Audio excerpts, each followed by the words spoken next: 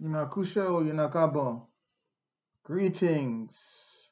Akwaba, Karibu, Alafia, Denistally.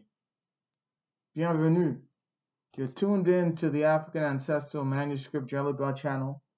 I am your Jellyba, I'm Blind Tibin.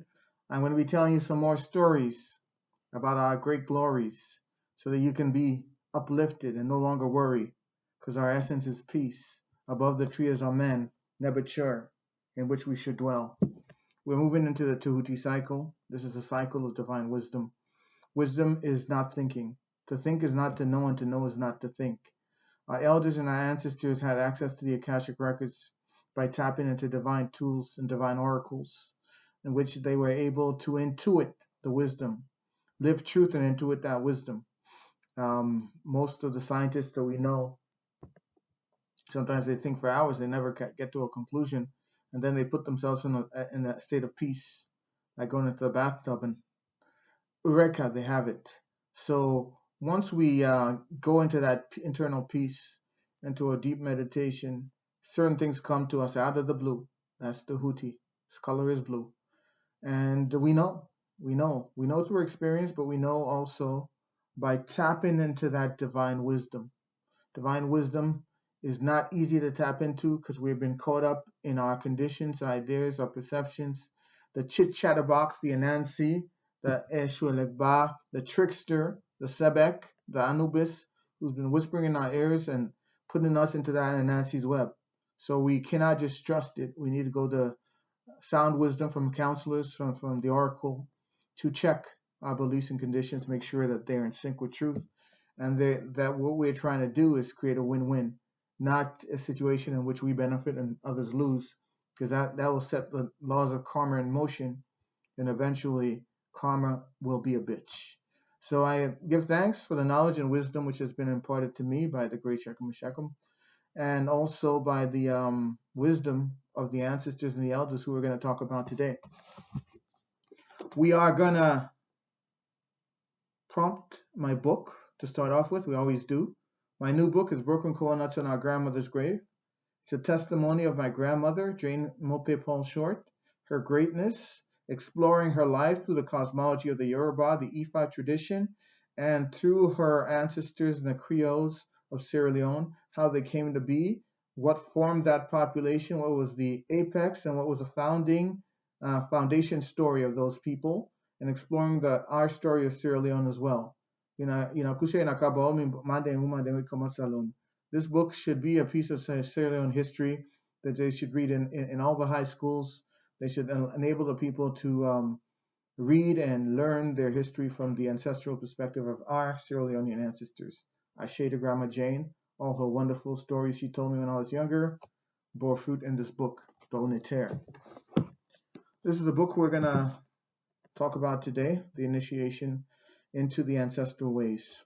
This book is going to be used as pretty soon in the next coming years as a book where we can tap into the ancestral messages by using it as a tool to see which ancestor we need to talk to on specific days, which ancestor's wisdom we need to tap into.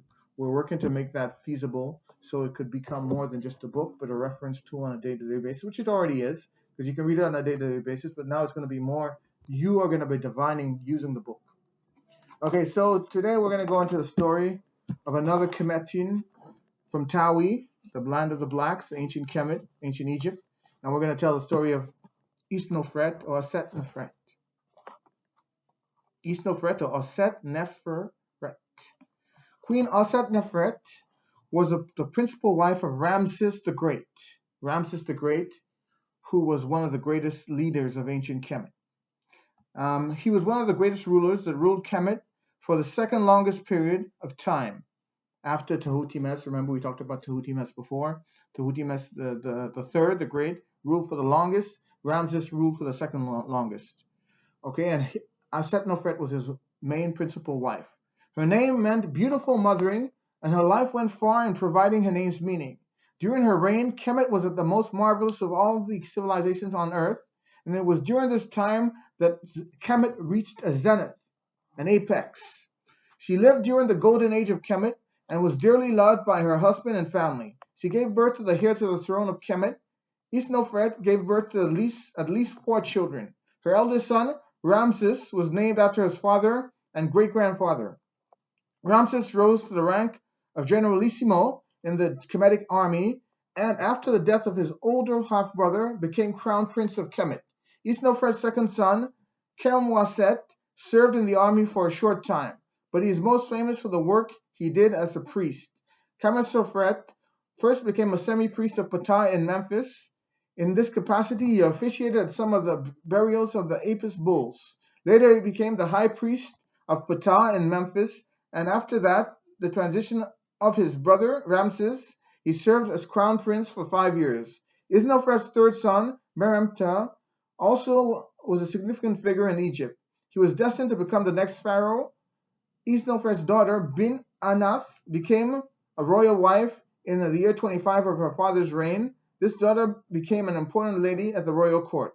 ISNOFRET, or AusetNefert, transitioned to the ancestral realm peacefully, and even though it was never known where she was buried, her value as a queen mother was always remembered and reassured all of Kemet.